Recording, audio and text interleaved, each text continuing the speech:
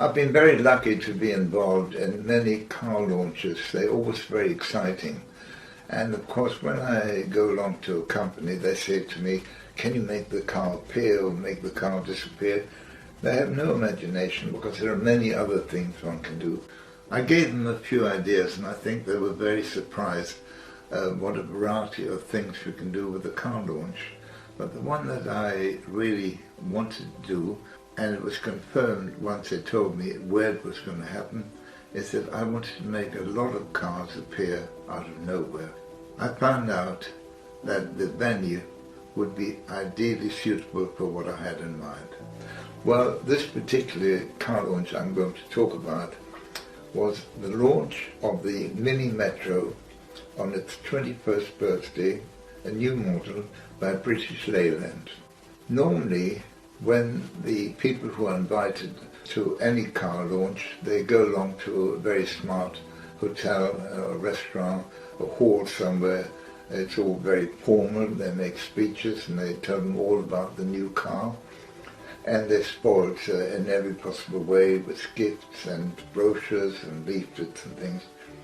And this time, all the people invited had just the instructions where to come, to pack an overnight bag, to bring some evening clothes. Well, that wasn't too unusual, but an overnight stay, that was quite intriguing.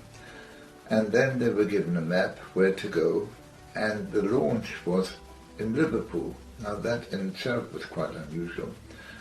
Some people had to drive all the way from London or Birmingham, Manchester, Portsmouth or wherever they came from, quite a long way. When they arrived, it was quite a nasty sort of a disreputable area of Liverpool, near the Docklands, dingy streets, quite dirty, and they were directed by signs to a warehouse that had been converted into a car park. Unusual anyway. When they got into this warehouse, there were some men in dirty overalls, some of them a bit unshaven and not looking too elegant, if you can put it that way, asking them to park in a very abrupt way. There's park over there, don't do this, no you can't go there. And nobody offered to take their bags, they had to take them themselves. They had arrived mostly with their wives or friend, and it seemed a very unusual thing for a car launch to be received like that. Then there was a small door which said to the reception, and they went through this door feeling a bit disturbed at this rather rough treatment that they had unexpectedly. They go through and they're suddenly in a silk-draped archway with a pink lighting, soft music, a carpet, complete contrast. They walk through a short walkway and they find themselves in a huge marquee. Again, a silk-draped, a rouged marquee with soft music playing, smartly dressed girls taking their baggage from them, offering them drinks and canopies, very comfortable settees, chairs and tables, and people sitting around being offered champagne and coffee and whatever they wanted. They sat there for a while. They had letters on their invitations, A, B, C, D, and so on, and they were called in groups. So when group C was called, for instance, they would get up and go through another gangway, had no idea where they were going, quite a short walk through, and ushered to a reception desk.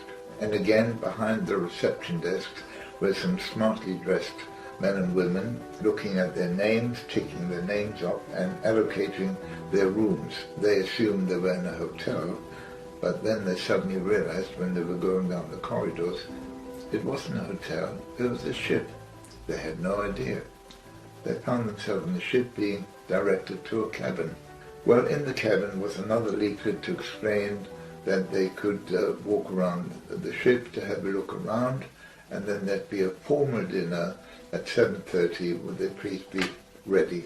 And once they'd been walking around the ship, there wasn't any car inside, there wasn't anything unusual about it, it was just a ship. It was called the Yesterport, and they were told that they were going to sail later that night to the Isle of Man on the Irish Sea.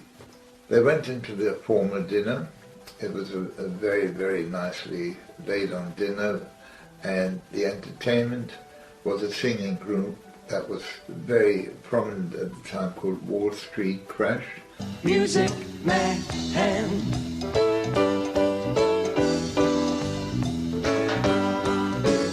And then myself, and I did an hour's entertainment with all kinds of things, and they seemed to enjoy that. And then they went to their cabins and went to sleep. The next morning, they were given breakfast, and then they went into a conference room, which had been set up theatre fashion, to watch the launch of the mini metro. But the wives and the other assistants and entourage were sent to another room where I gave a talk on motivation and personal development and memory, a sort of meditation type technique that I teach people, so they would be occupied as well.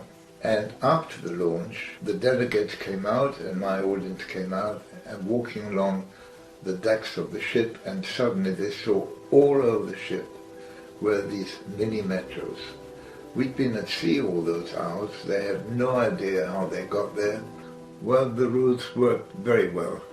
It was very convincing. Even though I knew where the cars were, we couldn't see a thing. They were hidden behind crates and tarpaulins to make them look like parts of the ship. It really worked well. Each car had an attendant, either a girl or a salesman, engineers, talking about mini metros. Then we landed in the Isle of Man. They all got off, and there lined up were rows and rows of mini metros in different colours, and they were given the chance to have a test drive. They went along the TT course, that's the motor racing course that they had around the Isle of Man. So they drove around like that, got to know the car, came back to the ship. They were given afternoon tea once we were sailing back to Liverpool. Then they all got off, very excited with the whole launch. Now, in the launch that I mentioned, they had a wonderful gimmick. At the side of the stage where the screen and the presentation and everything was a huge circular disc with the British logo on it. And at the right moment, it suddenly lit up in a bluish light.